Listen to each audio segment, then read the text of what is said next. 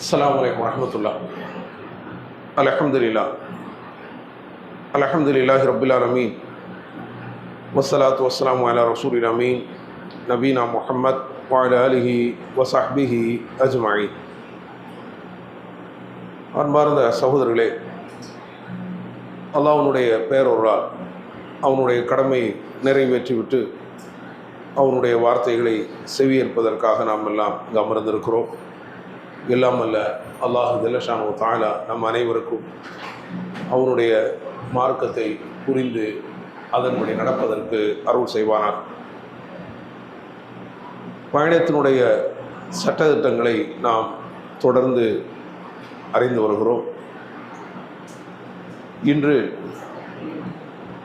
பயணத்தில் கிபிலாவை முன்னோக்குதல் அது குறித்து நாம் பார்க்க இருக்கிறோம். தொழுகையில் கிபிலாவை முன்னோக்குதல் என்பது அது பயணத்திலும் சரி, ஊரில் இருக்கும்போதும் சரி, கண்டிப்பாக முன்னோக்கி ஆக வேண்டும். அது வாஜிப், கடமை. ஏன்னா நபிகள் நாயகம் ஸல்லல்லாஹு அலைஹி வஸல்லம் அவர்கள் சொல்லி காட்டுறாங்க. ஒருவர் நபிகள் நாயகம் ஸல்லல்லாஹு அலைஹி வஸல்லம் அவர்கள் பள்ளிவாசலில் ஒரு ஓரத்தில் அமர்ந்திருக்கும் போது ஒருவர் வாரார், வந்து தொழுகிறார். தொழுது முடித்து விட்டு நபி ஸல்லல்லாஹு அலைஹி வஸல்லம் அவர்களை பார்த்து சலாம் சொல்கிறார். நபிகள் நாயகம் ஸல்லல்லாஹு அலைஹி வஸல்லம் அவர்கள் அந்த மனிதரை திருப்பி அனுப்புகிறார். நீ ஒழுங்கா தொழலை, திரும்ப போய் தொழு அப்படின்னு சொல்லி அனுப்புகிறான். அவர் திரும்பவும் தொழுகிறார். தொழுக்கு வந்து சலாம் சொல்கிறார்.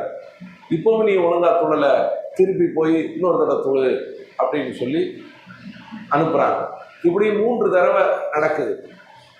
3ஆவது தடவை அவர் சொல்லிடுறாரு, அல்லாஹ்வுடைய தூதரே, இதுக்கு மேலே எனக்கு தொழ தெரியாது, நீங்கள் எப்படி தொழணுங்கிறத எனக்கு கற்றுத்தாங்க அப்படின்னு சொல்லி நபிகள் நாயகம் ஸல்லல்லாஹு அலைஹி வஸல்லம் அவங்கள்ட்ட அவர் கேட்டுருவார். இப்போ நபி ஸல்லல்லாஹு அலைஹி வஸல்லம் அவர்கள் தொழுகையினுடைய முறையை சுருக்கமாக கற்றுக் கொடுப்பாங்க. மிக முக்கியமான அம்சங்களை மட்டும்தான் சொல்லி கொடுப்பாங்க. அந்த ஹதீஸில் அவ்வளோதான் வருது. அப்போ அதில் நபி ஸல்லல்லாஹு அலைஹி வஸல்லம் அவர்கள் சொல்லும்போது, இதா கும்த இலா ஸலா, நீ தொழுகைக்கு தயாரானால் ஃபாஸ்பிஹில் உது, நீ உதுவை பூரணமாக செய்து கொள். சும்மஸ்தக்பிலில் கிபிலா, பிறகு கிபிலாவை முன்னோக்கு அப்படின்னு சொல்லி கொடுக்குறார். அப்போ கிபிலாவை முன்னோக்குதல் என்பது அது கடமை. சஹீஹ் புகாரியில் இந்த செய்தி பதிவு செய்யப்பட்டிருக்கிறது. ஆனால் கிபிலாவை கண்டுபிடிக்க முடியல, கிபிலா எங்கே இருக்குன்னே தெரியல. அப்படிப்பட்ட ஒரு நிலை இருக்கிறது. நம்ம பயணத்தில் இருக்கிறோம், இப்போ கிபிலாவை முன்னோக்கணும், கிபிலா எங்கே இருக்குன்னு கண்டுபிடிக்க முடியல. அதில் ஊர்லேயே நம்ம வேற ஒரு இடத்துக்கு போகும்போது கிபிலா தெரியாமல் இருக்குது என்று வைத்துக்கொள்வோம். அப்போ என்ன செய்கிறது? இன்றைக்கு தான் இந்த காலகட்டத்தில் தொழில்நுட்பம் வளர்ந்த ஒரு காலகட்டமாக இருக்கிறதுனால அந்த கிபிலாவை கண்டுபிடிக்கக்கூடிய கருவிகள் இருக்குது. எல்லோருடைய செல்ஃபோன்லேயே இருக்குது. அடித்து பார்த்தா கிபிலா எங்கே இருக்குன்னு சொல்ல போகுது. அதுவும் இல்லை, சில பேருக்கு அது தெரியலை அல்லது அதுவும் இல்லை. அப்படிங்கிற அந்த நேரத்தில் ஏதாவது ஒரு திசையை நோக்கி தொழுது கொள்ள வேண்டியது தான். அதுக்காக நம்ம தொழாமல் இருக்க முடியாது. கிபிலா தெரியலையா, எங்கே இருந்தால் எங்கேயாவது வந்து தப்பாக தொழுதுட்டோன்னு சொன்னால் சரியாக வராத, ஆனால் தொழ வேண்டாம் அப்படின்னு சொல்லி இருக்க முடியுமா? அது கூட ஏதாவது ஒரு திசையை நோக்கி தொழுது கொள்ள வேண்டியதுதான். ஏன் என்று சொன்னால் அல்லாஹ் சொல்லுகிறான், லா யுகல்லிஃபுல்லாஹு நஃப்ஸன் இல்லா உஸாஹா, எந்த ஒரு மனிதனையும் அவனுடைய சக்திக்கு மீறி அல்லாஹ் சோதிப்பதில்லை. அல்லாஹ் வந்து மனிதனுக்கு கடமைகளை கொடுக்கிறான் என்று சொன்னால், மனிதர்களிடமிருந்து இந்த கடமைகளை எல்லாம் நீங்கள் செய்ய வேண்டும் என்று அல்லாஹ் சுமத்துகிறான் என்று சொன்னால் என்ன செய்யணும்? அவனுடைய சக்திக்கு மீறி சுமத்துவது கிடையாது என்று சூரத்துல் பக்ரா 2வது அத்தியாயத்தில் 286வது வசனத்தில் அல்லாஹ் சொல்லி காட்டுகிறான். சூரத்து தகாபுன் 64வது அத்தியாயத்தில் 16வது வசனத்தில் ஃபத்தகுல்லாஹ மஸ்ததஅதும், உங்களால் முடிந்த அளவுக்கு அல்லாஹ்வை அஞ்சிக் கொள்ளுங்கள் அப்படின்னு அல்லாஹ் சொல்லி காட்டுகிறார். நீங்கள் முடிந்த அளவுக்கு என்ன செய்யுங்க? அல்லாஹ்வை அஞ்சிக் கொள்ளுங்கள். அதுக்காக நீங்கள் வந்து தொழாமல் எல்லாம் இருந்துட வேண்டாம் என்பது இதிலிருந்து தெரிய வருகிறது. அதே போல் சூரத்துல் பக்ராவில் 115வது வசனத்தில் அல்லாஹ் சொல்லி காட்டுகிறான், வலில்லாஹில் மஷ்ரிக்கு வல் மக்ரிபு, கிழக்கும் மேற்கும் அல்லாஹ்வுக்கே உரியன. ஃபைனமா துவல்லு ஃபஸம்ம வஜ்ஹுல்லாஹ், நீங்கள் எங்கு நோக்கினாலும் அங்கு அல்லாஹ்வுடைய திருமுகம் இருக்கிறது. இன்னல்லாஹ வாசிஉன் அலீம், அல்லாஹ் விசாலமானவன், விசாலமான குணத்தை உடையவன், அலீம் யாவற்றையும் அறிந்தவன் அப்படின்னு அல்லாஹ் சொல்லி காட்டுகிறார். அப்போ கிழக்கு மேற்கு இந்த திசையெல்லாம் அல்லாஹ்வுக்குரியதான். ஏதாவது ஒரு திசையை பார்த்து தொழுது அங்கே அல்லாஹ் இருக்கத்தான் போகிறான். அதனால ஏதாவது ஒரு திசையை நோக்கி தொழுது கொள்ள வேண்டியதுதான் அப்படின்னு சொல்லி இந்த வசனத்திலிருந்து நாம் தெரிந்து கொள்கிறோம். சரி, வாகனத்தில் நம்ம தொழுகிறோம். வாகனத்தில் தொழுகும்போது என்ன நடக்கும்? அப்போ அங்கே கிப்லாங்கிறது முன்னோக்க முடியாத ஒரு சூழ்நிலை உருவாகும். அது போன்ற நேரத்தில் என்ன செய்வது அப்படின்னு சொன்னால் அது குறித்து உள்ள செய்தியை நம்ம பார்ப்போம். இப்னு உமர் ரலியல்லாஹு அன்ஹு அவர்கள் அறிவிக்கக்கூடிய ஒரு செய்தி சஹீஹுல் புகாரி மற்றும் சஹீஹ் முஸ்லிமிலே பதிவு செய்யப்பட்டிருக்கிறது. நபி ஸல்லல்லாஹு அலைஹி வஸல்லம் அவர்கள் தம்முடைய வாகனத்தின் மீது அமர்ந்து பயணத்தில் தொழுவாங்க. அந்த வாகனம் எந்த திசையை நோக்கி செல்கிறதோ அந்த திசையை நோக்கி அவங்க தொழுதுகிட்டே போவாங்க. அப்போ தொழுகைக்கு என்ன செய்வாங்க? சைக்கிளையோடு தொழுதுக்குருவாங்க. வாகனத்தில் ஏறி நிற்க முடியாது, ருக்கு செய்ய முடியாது. அப்போ ருக்கு சஜிதாவை சைக்கிளையாக செய்து கொள்வார்கள். எந்த தொழுகையை தொழுவாங்க என்று சொன்னால் ஸலாத்துல் லைல், இரவு தொழுகையை தொழுவாங்க, வித்ரு தொழுகையை தொழுவாங்க வாகனத்தில் அமர்ந்தவாறே. ஆனால் கடமையான தொழுகையை தொழ மாட்டாங்க என்று இப்னு உமர் ரலியல்லாஹு அன்ஹு அவர்கள் அறிவிக்கிறாங்க. கடமையான தொழுகையை தவிர மற்ற சுன்னத்தான தொழுகைகளை, இரவு தொழுகைகளை, வித்ரு தொழுகையை என்ன செய்வாங்க? வாகனத்து மீது அமர்ந்தே தொழுவாங்க. வாகனம் எந்த திசையில் அது போகுதோ அந்த திசையை நோக்கியே தொழுவாங்க. அது பல்வேறு திசைகளில் போகும். கிப்லா நோக்கி தான் போகணும்னு சொல்ல முடியாது. கிப்லாவுக்கு எதிர் திசையிலையும் போகும், வலது பக்கம் போகும், இடது பக்கம் போகும், எந்த திசையில் வேணாலும் போகும். அப்படியே என்ன செய்வாங்க? தொழுவாங்கன்னு சொல்லி இப்னு உமர் ரலியல்லாஹு அன்ஹு அவர்கள் அறிவிக்கிறாங்க. அப்போது இந்த ஹதீஸில் நபி ஸல்லல்லாஹு அலைஹி வஸல்லம் அவர்கள் கடமையான தொழுகை என்று வரும்போது இப்படி தொழமாட்டாங்கன்னு சொல்லி வருது. ஏன் என்று சொன்னால் கிப்லாவை முன்னோக்குதல் என்பது அவசியம் என்பதனால வாகனம் அவங்களுடைய கண்ட்ரோலில் இருக்குது, கட்டுப்பாட்டில் இருக்குது என்கிறதுனால என்ன செய்கிறாங்க? கடமையான தொழுகை என்று வரும்போது வாகனத்திலிருந்து இறங்கி என்ன செய்வாங்க? தொழுதுக்கிடுவாங்க, கிப்லாவை முன்னோக்கி தொழுது கொள்வாங்க. ஏன்னா வாகனம் அவங்களுடைய கண்ட்ரோலான இருக்குது. எப்போ வேணாலும் வாகனத்தை நிறுத்திக்கலாம், ஏன்னா ஒரு இடத்துல தொழுதுட்டு அதுக்கப்புறம் ஏறி போய்க்கலாம். இந்த மாதிரி இருக்கும்போது சில வாகனத்தை விட்டு இறங்கி பரலான தொழுகை நிறைவேற்றிக் கொள்வார்கள் அப்படின்னு இருக்குது. இப்போ நம்ம வாகனத்தை விட்டு இறங்க முடியாது. வாகனம் நம்மளுடைய கண்ட்ரோல் இல்லை. அந்த மாதிரியான தருணத்தில் என்ன செய்வது என்று சொன்னால் அப்போ ஏதாவது ஒரு திசையை நோக்கி நம்ம தொழ வேண்டியதுதான். அதுக்கும் நம்ம மேலே சொன்ன அந்த வசனங்கள் தான் ஆதாரம். ஏன் அப்படின்னு சொன்னால் நம்ம அப்படி தொழலை என்று சொன்னால் நம்மளுடைய தொழுகையினுடைய வக்து போய்விடும், வக்து தவறிவிடும் என்று இருந்தால் அங்கே போய் இறங்கி தொழுதுக்கலாம் என்ற நிலை இருந்தால் நீங்கள் தாராளமாக என்ன செய்யலாம்? வாகனத்தில் தொழாமல் போய் நீங்கள் செல்ல வேண்டிய இடத்துல இறங்கி அங்கு கிப்லாவை முன்னோக்கி தொழக்கூடிய வாய்ப்பு கிடைக்கும் என்று இருந்தால் தொழுது கொள்ளுங்கள். அந்த வாய்ப்பு உங்களுக்கு கிடைக்காது, இந்த வக்து தவறிவிடும் என்று நீங்கள் நினைத்தால் வாகனத்தில் அமர்ந்து அது போகிற திசையை நோக்கி தொழுது கொள்ள வேண்டியதுதான். இதுக்கு என்ன ஆதாரம்? மேலே சொன்ன நம்ம வசனம் தான் ஆதாரம். அல்லாஹ் என்ன சொல்கிறான்? என்ன கிழக்கும் மேற்கும் அல்லாஹ்வுக்கு சொந்தமானது தான். நீங்கள் எங்கு திரும்பினாலும் அங்கு அல்லாஹ்வுடைய திருமுகம் இருக்கிறது என்று அல்லாஹ் சொல்கிறான். உங்களால் முடிந்த அளவுக்கு அல்லாஹ்வை நீங்கள் அஞ்சிக் கொள்ளுங்கள். அதே போல் அல்லாஹ் யாரையும் சிரமத்துக்கு அவங்களுடைய சக்திக்கு மீறி அல்லாஹ் சிரமப்படுத்த மாட்டான். இந்த வசனங்கள் தான் இதற்கு சான்று. ஆக வாகனத்தில் நாம் தொழும்போது கிப்லாவை முன்னோக்க முடியாத சூழ்நிலை என்று வருமானால் அது பற்றி குற்றமில்லை என்பதை நாம் இதிலிருந்து தெரிந்து கொள்கிறோம். அடுத்து என்ன என்று சொன்னால், இந்த பயணத்தில் சேர்த்து தொழுவது, சுருக்கி தொழுவது. சேர்த்து தொழுவதற்கு ஜம் என்று சொல்லுவாங்க, சுருக்கி தொழுவதற்கு கசர் என்று சொல்லுவாங்க. ஜம்மு கசர், சேர்த்து தொழுவது ஜம்மு, சுருக்கி தொழுவது கசர். இந்த ஜம்மு கசருடைய சட்டத்தை நம்ம என்ன செய்யணும்? அறிந்து கொள்ளணும். நிறைய பேர் என்ன செய்யறாங்கன்னு சொன்னால் இந்த சட்டம் அவங்கள அதை பற்றி அறியாமல் இருக்கிறாங்க. இது குறித்து ஒரு அலட்சியமாக பலரும் இருக்கிறார். அதனால அவங்க பயணத்தில் அவங்களுக்கு சட்டம் தெரியாமல் பயணத்தில் மொத்தத்திலே தொழுகையை தூர விட்டுட்டு திரும்பி வந்த பிறகு ஊருக்கு வந்த பிறகு நம்ம இதுவரைக்கும் பயணத்தில் தொழாமல் இருந்தோம், இனியாவது ஒழுங்கா தொழுவோம்னு சொல்லி ஊருக்கு வந்த பிறகு தொழக்கூடிய காட்சிகளை நம்ம பார்த்தோம். ஆனால் மார்க்கம் இலகுவானது. பயணத்தில் எப்படி தொழணும், பயணத்தில் அல்லாஹ் நமக்கு தொழுகைகளை சலுகையை தந்திருக்கிறான். 4 ரக்காத்து தொழுகைகளை 2 ரக்காத்துக்காக சுருக்கி தொழுவதற்கு அல்லாஹ் நமக்கு சலுகை தந்திருக்கிறான். ஒரு தொழுகையை இன்னொரு தொழுகையோடு சேர்த்து தொழுவதற்கும் அல்லாஹ் நமக்கு என்ன செஞ்சிருக்கிறான், சலுகையை தந்திருக்கிறான் நபிகள் நாயகம் ஸல்லல்லாஹு அலைஹி வஸல்லம் அவர்கள் மூலமாக. அப்போ இது திருக்குறளே இருக்குது.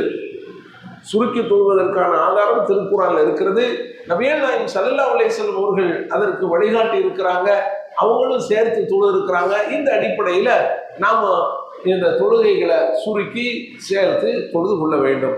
எப்படி சுருக்கணும், எப்படி சேர்க்கணும், அந்த பயணத்தினுடைய அளவு என்ன, அதெல்லாம் ஹதீஸில் வரையறுக்கப்பட்டிருக்கிறது. அதை இப்போ நம்ம பார்ப்போம். என்ன என்று சொன்னால், பயணத்தில் தொழுகையை சுருக்கி தொழுவதற்கு 2 நிபந்தனை. முதலாவது நிபந்தனை என்ன, நாம் செல்லக்கூடிய பயணம் 25 கிலோமீட்டராக இருக்கணும் அல்லது அதுக்கு மேலே இருக்கணும், அதுக்கு குறைவாக இருக்கக்கூடாது. நம்ம செல்லக்கூடிய பயணம் 25 கிலோமீட்டர் தூர அளவு இருக்கணும் அல்லது அதற்கு மேலே, அதற்கும் குறைவாக இருக்கக்கூடாது. இது முதல் நிபந்தனை. 2வது நிபந்தனை என்ன, சுருக்கி தொழுவதற்கு அப்படின்னு சொன்னால், இந்த 25 கிலோமீட்டர் பயண தூரத்துக்கு நம்ம என்ன செய்கிறோம், பயணத்தை மேற்கொள்கிறோம் என்று சொன்னால் ஊரினுடைய எல்லையை கடக்கணும். அப்பதான் என்ன செய்ய முடியும், சுருக்கி தொழ முடியும். ஊரினுடைய எல்லையை கடப்பதற்கு முன்பாகவே சுருக்கக்கூடாது. இப்போ சென்னையில் இருக்கிறவங்க மொத்த சென்னையும் கடந்த பிறகுதான் என்ன செய்யணும், அவங்க சுருக்கி தொழ வரணும்.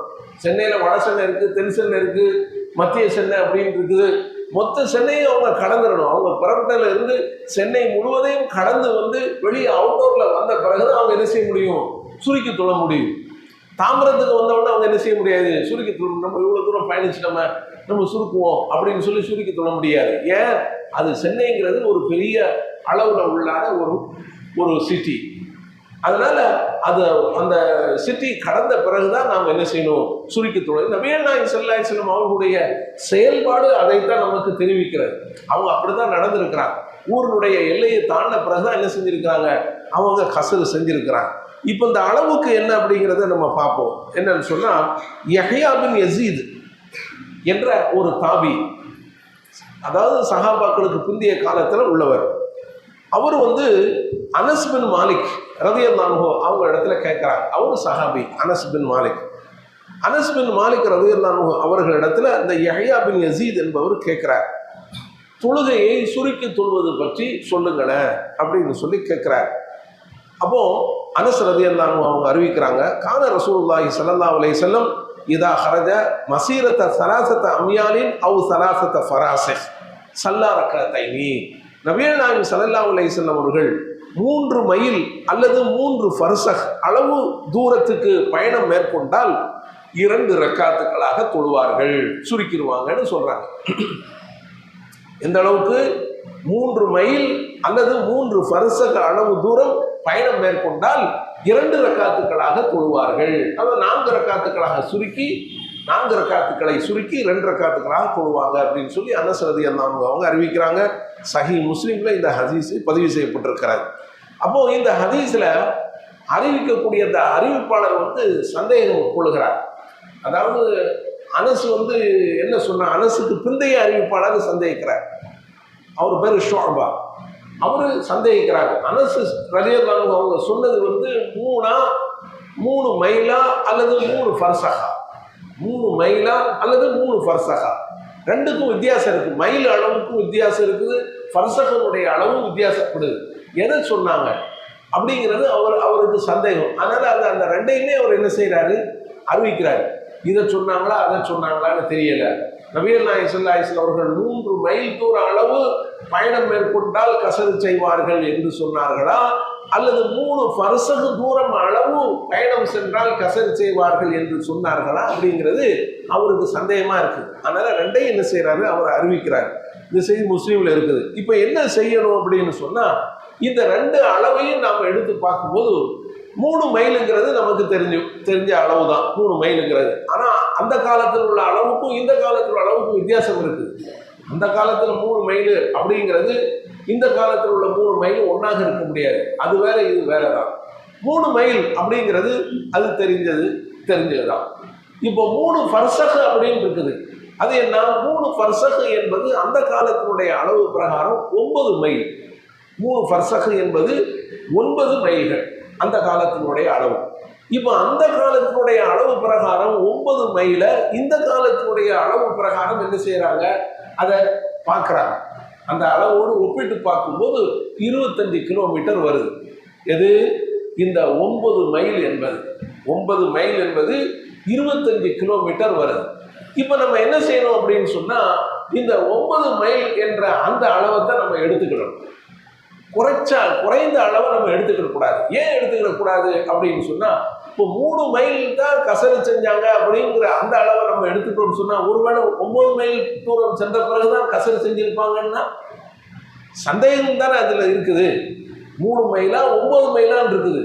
நீங்க 3 மைல் எடுத்துக்கிறீங்கன்னு சொன்னா, ஒருவேளை 9 மைலாக இருந்தால் நபிகள் நாயகம் ஸல்லல்லாஹு அலைஹி வஸல்லம் 9 மைல் சென்ற பிறகுதான் கசரு செய்வார்கள் என்று இருந்தால் இப்ப நம்ம தவறு இழைத்தவர்களாக ஆகிவிடுவோம்.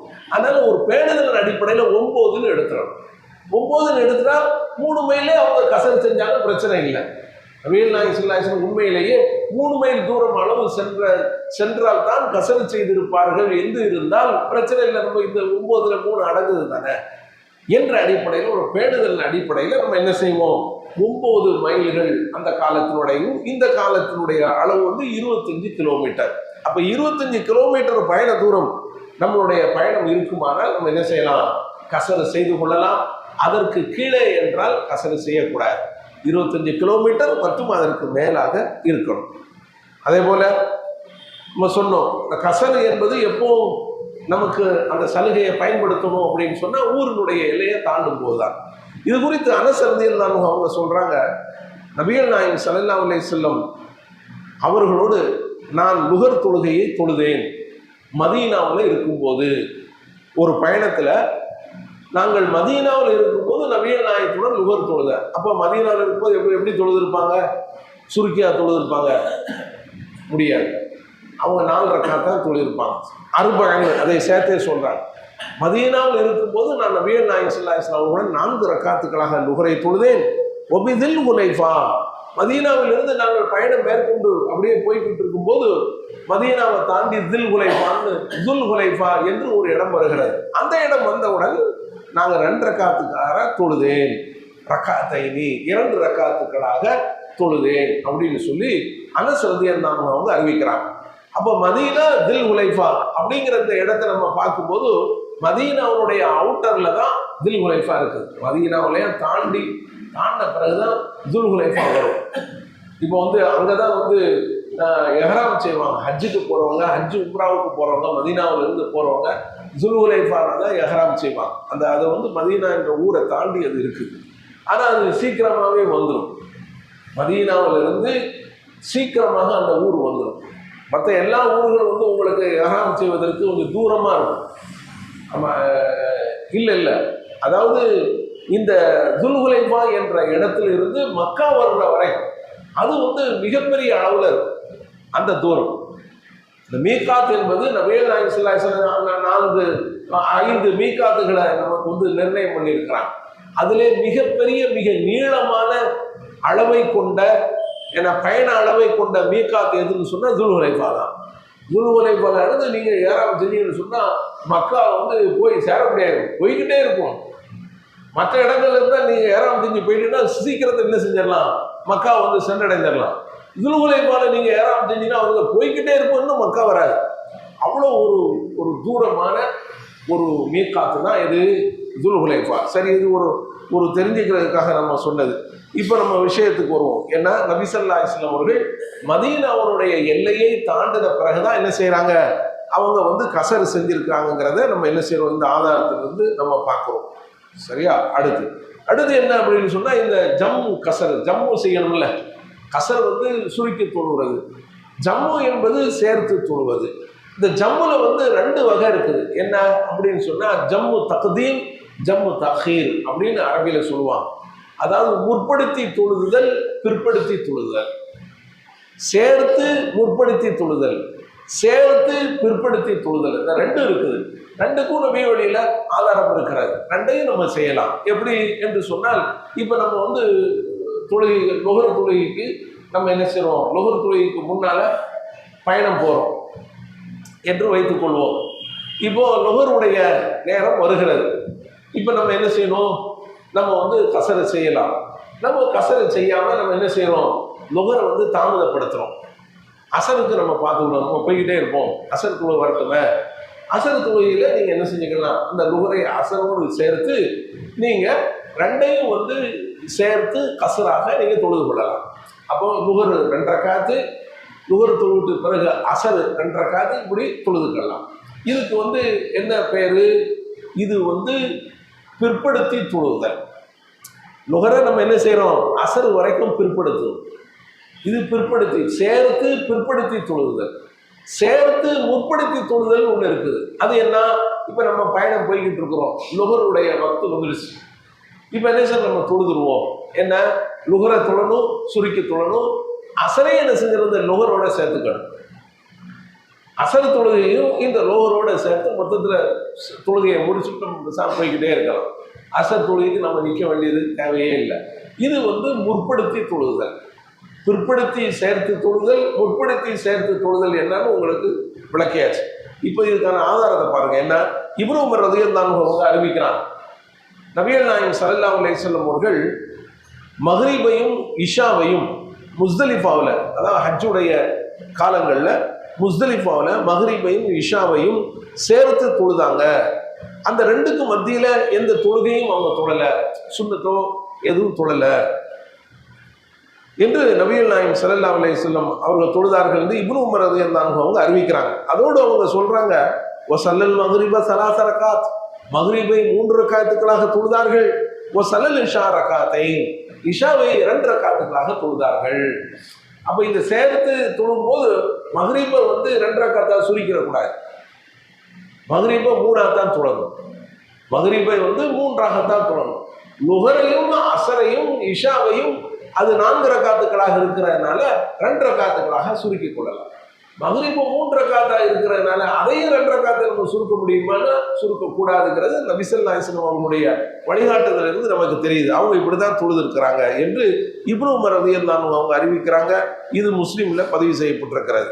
அதே போல அனஸ் ரலியல்லாஹு அன்ஹு அவங்க அறிவிக்கிறாங்க, நபி ஸல்லல்லாஹு அலைஹி வஸல்லம் அவர்கள் சூரியன் உச்சி சாய்வதற்கு முன்னாடியே பயணம் புறப்பட்டால் லுஹரை என்ன செய்வாங்க? அசர் வக்து வரும் வரை பிற்படுத்துவாங்க.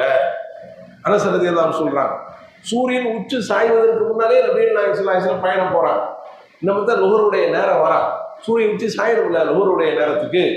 அப்போ லுஹருடைய நேரம் வருவதற்கு முன்னாலே பயணம் புறப்படுறாங்க. இப்போ என்ன செய்வாங்கன்னா நபிகள் நாயகம் ஸல்லல்லாஹு அலைஹி வஸல்லம் அவர்கள் லுஹரை அசருடைய நேரம் வரை பிற்படுத்துவாங்க. லுஹர் தொழாம போய்கிட்டே இருப்பாங்க. அசர் வந்த உடனே அந்த லுஹரையும் சேர்த்து அசரையும் என்ன செய்வாங்க? தொழுதுவாங்க. சும்மா எஜ்மா பைனஹுமா, பிறகு அந்த லுஹரையும் அசரையும் சேர்த்து தொழுவார்கள். வைதா சாகத், அவங்க வந்து சூரியன் வந்து உச்சி சாய்ந்து விட்டால் சல்ல லுஹர சும்ம ரக்கிப, பிறகு அவர்கள் லுஹர் தொழுவார்கள். அவங்க பயணம் சூரியன் சாய்ந்த பிறகு பயணம் மேற்கொண்டால் லுஹர் தொழுதுட்டு பிறகு அவங்க பயணத்தில் போவாங்க அப்படின்னு சொல்லி அனஸ் ரலியல்லாஹு அன்ஹு அவங்க அறிவிக்கிறாங்க. அப்போ உச்சி சாய்வதற்கு முன்னால பயணம் புறப்பட்டால் லுஹரை அசர் வரைக்கும் பிற்படுத்தி லுஹரையும் அசரையும் என்ன செய்வாங்க? இந்த ஜம்முக்கு என்ன பேரு? ஜம்மு பிற்படுத்துதல். என்ன? லுஹரை பிற்படுத்துவோம், லுஹரை தொடல, அசருக்கு நம்ம பிற்படுத்துவோம். ஜம்மு தாஹீர் அப்படின்னு சொல்லுவாங்க, பிற்படுத்தி தொழுதல் அப்படிமா. பயணத்தை வந்து நபிகள் நாயகம் ஸல்லல்லாஹு அலைஹி வஸல்லம் அவர்கள் சூரியன் உச்சி சாய்ந்த பிறகு என்ன செய்யறாங்க? பயணம் மேற்கொள்றாங்க. அப்படி மேற்கொண்டால் லுஹரை தொழுதுவிட்டு பிறகு பயணம் மேற்கொள்வார்கள் அப்படின்னு அனஸ் ரலியல்லாஹு அன்ஹு அவங்க அறிவிக்கிறாங்க. இந்த செய்தி புகாரியில இருக்கிறது. இதே மாதிரி வந்து இப்னு உமர் அவர்கள் அறிவிக்கக்கூடிய மற்றொரு செய்தி, நபிகள் நாயகம் ஸல்லல்லாஹு அலைஹி வஸல்லம் அவர்கள் விரைவாக பயணம் மேற்கொள்ள வேண்டும் என்று இருந்தால் மக்ரிபை அவர்கள் பிற்படுத்துவார்கள் இஷா வரும் வரை. பிறகு இஷாவுடன் 2ஐயும் சேர்த்து அவர்கள் தொழுவார்கள் அப்படின்னு சொல்லி இப்னு உமர் ரலியல்லாஹு அன்ஹு அவர்கள் அறிவிக்கக்கூடிய மற்றொரு செய்தி சஹீஹுல் புகாரியில இருக்கிறது. அப்போ இதுதான் வந்து சேர்த்து தொழுவது. சேர்த்து தொழுவதையும் வந்து முற்படுத்தி தொழுவது, பிற்படுத்தி தொழுவது, ரெண்டுக்குமே என்ன இருக்கு? இதில் இடம் இருக்குது அப்படிங்கிறத நம்ம பார்த்துட்டோம். இன்னும் சில விஷயங்கள் இருக்குது, அதை நம்ம அடுத்த அமர்வில் பார்ப்போம். வாசுதவன் அல்ஹம்துலில்லாஹி ரப்பில் ஆலமீன். அஸ்ஸலாமு அலைக்கும் வரஹ்மத்துல்லாஹி வபரகாத்துஹு. சுப்ஹானல்லாஹ்.